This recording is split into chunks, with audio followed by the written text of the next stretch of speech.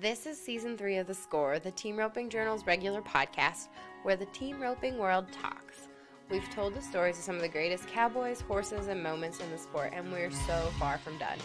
In 2020, we'll bring you more of what you've come to expect, like interviews with the best cowboys and cowgirls we know, and we'll dive even deeper into subjects you care about. Look for more audio editions of the Team Roping Journal stories you might have missed in print, and learn about the great horses shaping the sport and great challenges facing our industry. All this and more in 2020. I'm Chelsea Schaefer. Hey everybody, this is Chelsea and welcome to The Score. This is another special roping lesson that we are bringing to you during this time.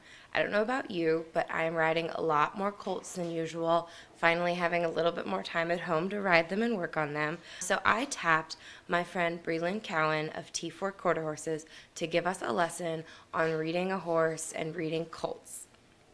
So the Cowan family, they're credited for bringing us greats like Sunfrost and his son PC Frenchmans Hayday through their South Dakota horse program, T4 Quarter Horses. That program combines 50 years of breeding know-how with a solid ranch-based start. Just recently, Trevor Brazile came across a brown mare from their program who was registered as PC Ike Ike Baby, that he felt that mare was too good not to go big time. He quickly sold her to Clint Summers for his heading campaign. Some of her first rodeos were the big winter rodeos, and the mare, now named Brown Sugar, carried Summers through RFD-TV's The American and turned heads all winter until rodeo's recent shutdown. Now, the Cowan program offers weanlings and ready-to-ride ranch horses, and Breelyn Cowan has a hand in every step of the process with her dad Tigh's careful guidance. So today, she's going to join us on The Score, like I said, to offer a fresh perspective on reading a horse in the round pen, feeling and putting those early rides on colts, because she knows how to make one, set one up to be a great one down the road.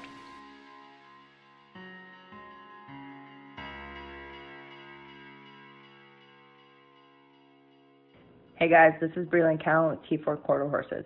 I wanted to talk quick about developing feel within yourself and in your colts. I have two young brothers at home that are round penning my yearlings for me, which is great, and I'm really excited about that. But they are also developing a lot of feel with my dad sitting outside in a chair watching them and coaching them, so bless their hearts right now. But that's a really important skill to have. A lot of times you learn how to read a horse in the round pen. And the skills those horses learn in the round pen will go on to serve them well throughout their entire life. One of the things they work on is getting those colts to face. You really want them to engage their hind end when they turn around. And you really learn to read those horses' body language. Pay attention to where they put their feet, how they respond to you, the little tiny things that you do.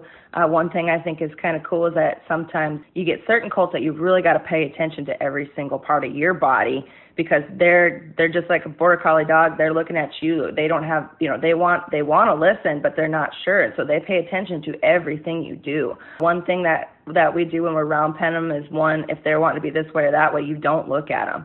You give them the opportunity to look at you, to study you, to breathe, to calm down, and to realize that, okay, they're not looking at them is putting pressure on them sometimes. So as far as developing feel, you learn to really position your body to give those colts the clear signal that you can. And sometimes you got to teach them what those signals are. I know that the pressure and the release is huge when you're working in the round pen with really any colts. You'll have some that are quick-footed and some that are a little bit slower-footed.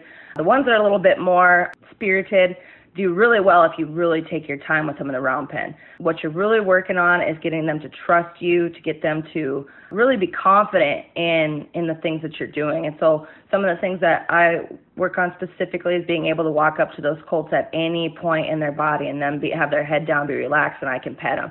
And then if I take a step back or get out of their zone, they know to disengage their hips and move away from me.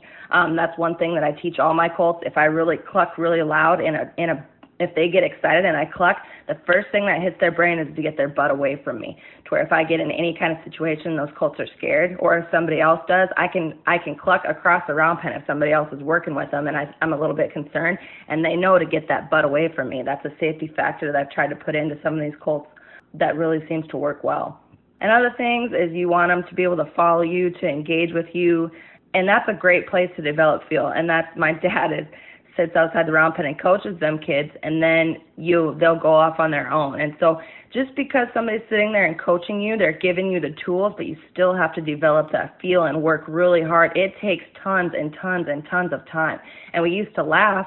I would be trying for hours to get a colt to do something, and I couldn't get it done. We'd put it away. The next day my dad would get in there and he'd do it for 10 minutes. And that's strictly from having years and years of experience, and he has developed that feel, and he knows exactly how to get them colts to do it. It's really impressive and super cool to watch. So developing feel on the ground is super important, and then transferring that to the saddle is super important as well. One thing that I've really had to work on and realize is knowing where those colts' feet are. And in the early stages, I kind of learned to sit down in my seat, give them a second to realize what I'm doing. I wait for their feet to get right, and then I ask them to do the maneuver. I learned this on the fence when you're kind of getting those in the early stages to get them to maybe turn around. I'll kind of really sit down in my seat. You'll feel that, and that's what I mean, is that I can say that to people, but you don't really understand until you've done it over and over and over. And I've been riding for I don't know however many years, and I'm still working on all this stuff. It takes tons of time and conscious effort to really get good at having really good feel. And so I'll ride those colts on the fence. I'll really sit down and you can you get to where you can feel it. And so I'll let them colts get their feet right.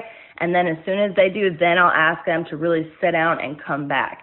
And that's probably in a lot of maneuvers, where in those first stages, I really like to help set them up, let them know where to put their feet, and then you gradually, if you do it right, they come quicker and quicker and quicker. That field really establishes the basis of your communication between you and that horse. And really what you're doing is you're making the language easier and easier by really, really getting a good feel and setting those colts up for success.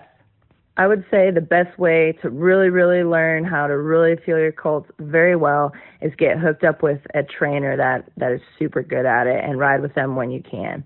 Thanks, guys. I appreciate it. Stay safe out there, and happy training.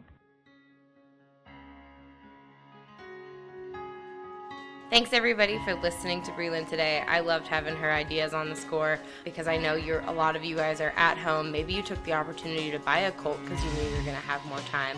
I've got some friends that did that, so that's exciting. If you like this, let us know. We'll do more with Breelyn because I think she's great to have, and she definitely has a different take on things at the beginning of the colt starting process.